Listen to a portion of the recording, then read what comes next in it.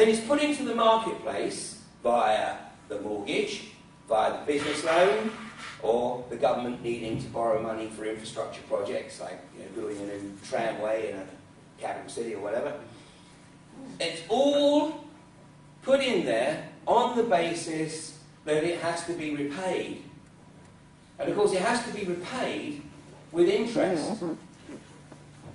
So what we have is the bank putting loan capital into the economy, which has to then be paid with interest.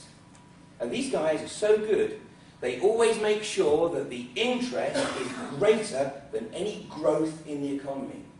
So even though there may appear to be growth in the economy, and what I'm going to show you later is that the Celtic tiger never existed. It was a complete myth which everybody bought into, especially the part of the myth that said that it was going to be permanent boom. The goal was to get everybody into debt, because the interest has to come out of the national wealth. So every year, the national wealth gets smaller and smaller and smaller and smaller until basically the national wealth has been sucked dry, and now basically there's no more wealth, and all the wealth being generated by the country is not even enough to pay the interest on the loan. And that's been the situation in the United States since 1982, where every cent collected in federal taxes has not been enough to pay the interest on the loans received from the Federal Reserve. So guess what? They borrow more money from the Federal Reserve to pay the interest on the loans they had. And of course it's an increasing amount. So the true magnitude of the US debt alone is estimated to be $112 trillion.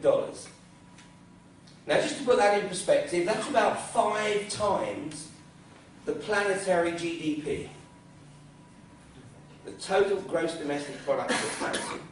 So in other words, I mean, it ain't going to be recoverable anytime soon. And a classic example of how these guys get a extremely well-balanced financially well-balanced country into its clutches is this. Recognise that? I lived in Dubai between end of 1990 and 1993, before it started to become the outrageous edifice that it is today. I lived there during the rule of Sheikh Mohammed Al Maktoum. But he died earlier this decade, and he was succeeded by his son, Sheikh Mohammed bin Al Maktoum.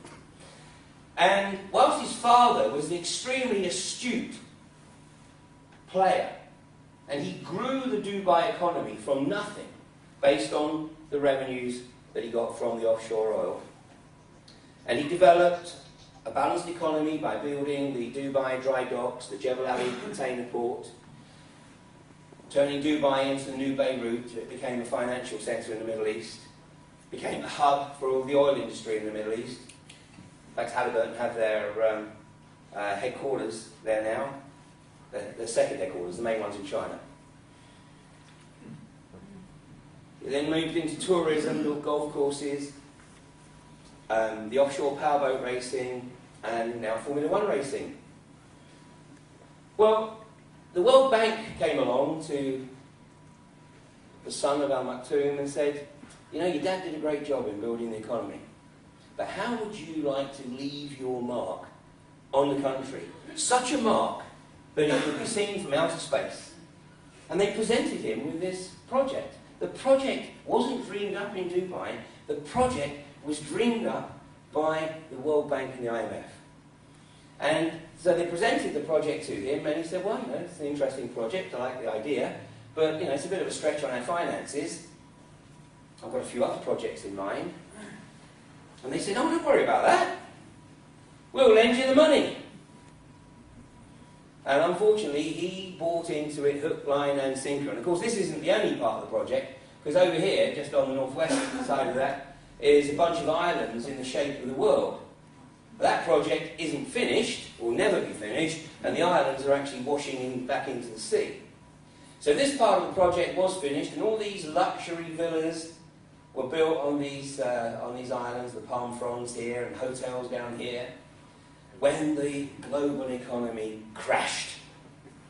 So you had no possibility of selling these islands and the real estate on them. So the World Bank said, oh, we've got a bit of a problem, haven't you? Because you owe us that shed load of money. What are we going to do? What are we going to do? And they said, well, what have you got? Oh, gosh, you've got oil. You've got oil.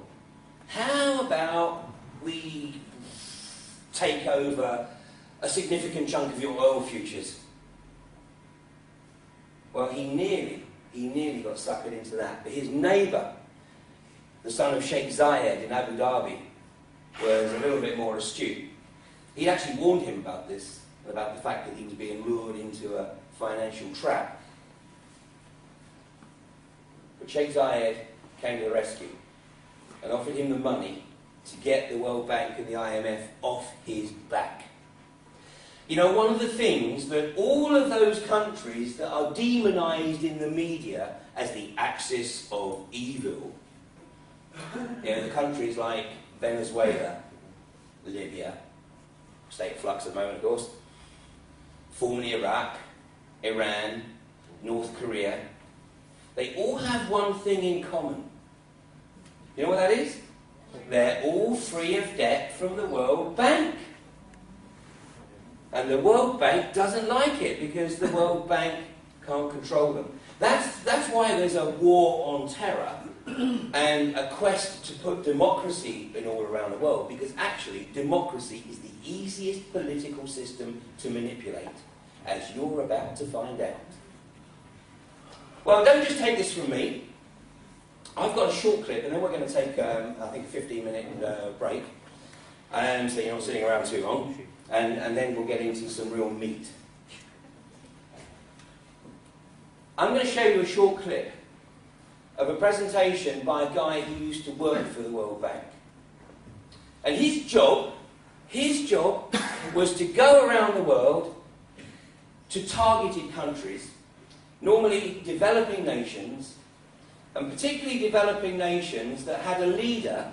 And of course, in a developing nation, they were normally a dictator. But funnily enough, most of them were benign and benevolent dictators, and they actually had an interest in their people. Because actually, they worked out, if they didn't, then they probably wouldn't be in power for too much longer. Now, that doesn't apply to all dictators, of course, because some get a bit carried away. But this guy was specifically targeted to the benign dictators, and his job was to persuade them to buy into these type of infrastructure projects, to get the countries into debt. And he knew that if he wasn't successful, then, as you'll hear him say in the clip, he knew that the World Bank would send in the jackals, as he called them, the jackals. And the first part of the exercise would be to try and undermine that leader. But if that didn't work, then the leader would be taken out. He would be killed, normally in a light plane crash or a helicopter crash. Now, about 20 years ago, in the early 90s, this particular individual, whose name is John Perkins, decided that he couldn't do this anymore. He had a bad attack of conscience. So he decided he was going to write a book about his experiences. Well, the World Bank and the IMF actually must have held this guy in quite high regard, because they didn't put him on a plane and bring the plane down. What they did was they heard that he was planning to write a book, and they paid him $1 million a year to do nothing, as long as he didn't write his book. And all he had to do was turn up at a few court cases around the world and act as a specialist witness. But when 9/11 went down, he knew that 9/11 was a construct, because he worked in that arena. And that was his line in the sand, and he decided that the book had to go into the public domain. That book is called Confessions of an Economic Hitman. And I'm going to recommend 2 or 3 books during the course of the evening, and that is one that you really need to read, because these guys have been sent and they've been working very well in Ireland. Of course, they targeted Mr. Burke, but more of that later. So let's take a look at this clip. This is John Perkins. By the way, any guesses as to what John Perkins is doing right now? Right this moment, he's working as an advisor to the Icelandic government.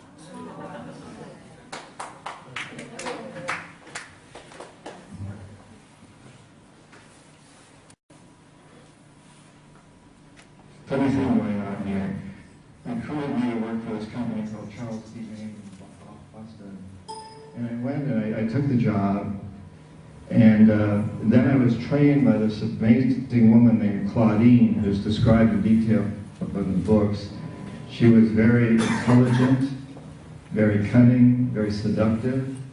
She knew all my weaknesses and used them all, and as a hook. And she also told me what economic hitmen do, what I would be expected to do. And in essence, what we do, what we've done since World War II on an increasing basis, is to create the world's first truly global empire.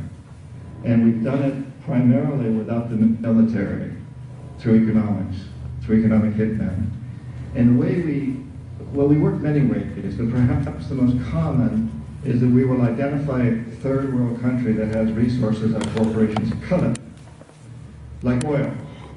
And then we arrange a huge loan to that country from the World Bank or one of its sister organizations. But the money never goes to the country. It goes to our big corporations like Bechtel across the water here, or we're on that side of the water, aren't we? They go to our big corporations to build huge infrastructure projects in this country, power plants, industrial parks, highways and ports, things that benefit a few very rich people, as well as our own corporations, but don't help the majority of the people, because the majority of the people are not connected to the electrical grid. They don't have the skills to get jobs in industrial parks, and they don't get to use the highways or the ports. But this country is left holding a huge debt, and this is by intention. So huge you can't possibly repay it. So at some point we go back and say, you owe us a lot of money, can't pay your debt, give us a pound of flesh, sell your oil, real cheap to our oil companies, vote with us on the next critical UN vote, send troops to Iraq in support of ours. Well, most people in the United States seem to believe that these troops that went to Iraq from other countries went in support of Iraq. They didn't. Almost all of them went because they were blackmailed. Their countries were blackmailed into sending them. And in this way, we created this empire.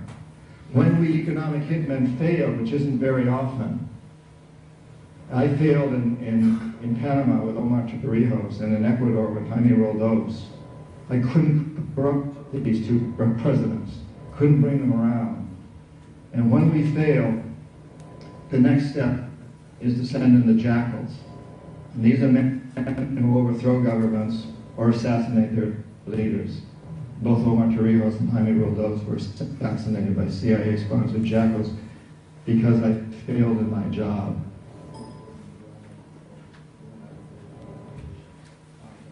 You get the idea? Yeah? Now, on the basis that Brian Cowan, Bertie Ahern, Charles Hockey, they're still alive, what would you conclude from that? Yeah? The only people that got taken out or forcibly removed were those they couldn't corrupt in any way, shape or form. Those dictators demonised in the media because they couldn't be corrupted. Okay, we're going to take a 15-minute break so that you can stretch your legs, have a smoke, have a drink, and then we're going to focus on what's going on in Ireland and what we can do about it. Thank you very much.